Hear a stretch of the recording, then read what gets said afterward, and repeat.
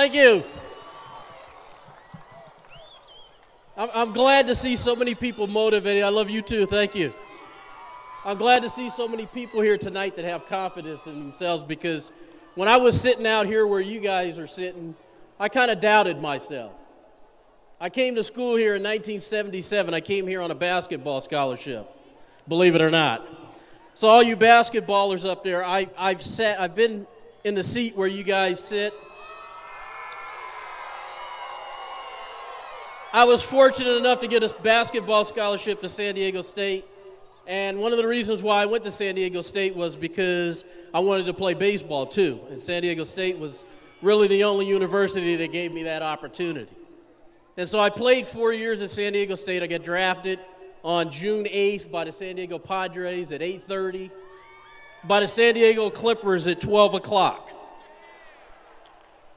And I had to make a decision which way was I going to go, and the decision was fairly simple. Being 5'10", I didn't want to get dunked on all the time, so I decided to play baseball. And when you start playing in the minor leagues, that question comes to mind all the time. You know, do you belong? Do you feel like you're good enough? And all the time I was in the minor leagues, people told me I wasn't good enough. People told me I didn't throw well enough. I didn't hit any home runs. I didn't steal any bases. I didn't know how to play the outfield. Shh. Thank you. Thank you. And so I had that doubt. And finally, it just dawned on me that, you know what, I'm not going to be successful unless I believe in me. And so when I signed with the San Diego Padres, I decided that, you know what, nobody's going to outwork me. Nobody's going to do more things than I do. And I believed that I could get to the big leagues. And I went to the minor leagues, and I was in the minor leagues a grand total of 1 year. On July 19th, 1984, I didn't step over there. I kind of stepped over there. I was playing center field.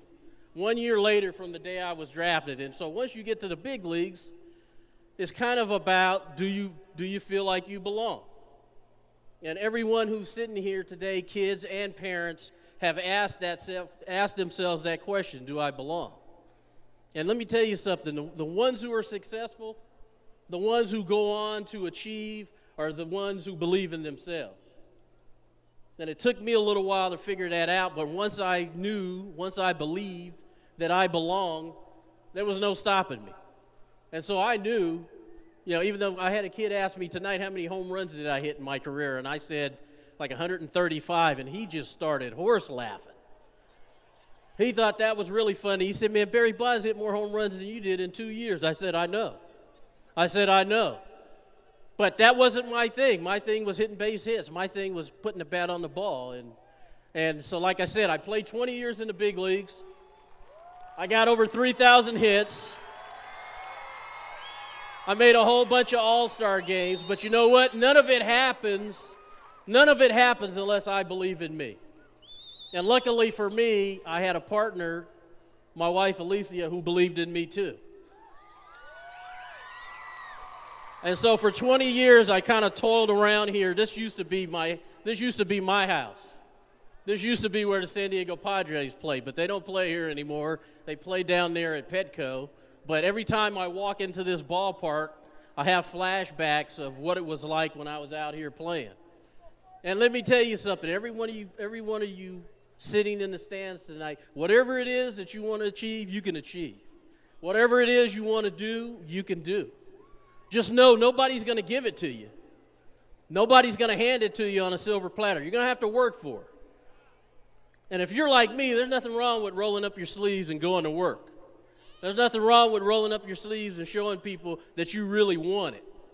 But there's a price that has to be paid, and you need to understand that right away, whether you're a softball player or an archer or a basketball player or a baseball player, or you're throwing around the Frisbees, whatever it is, you can do it if you want it. And parents, we need to encourage them. We need to help them.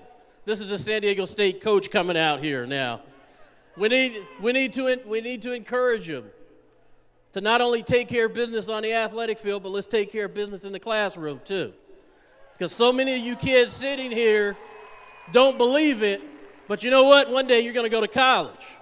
And the only way you're going to go to college is if you take care of business in the classroom. So let's not forget about taking care of business in the classroom either.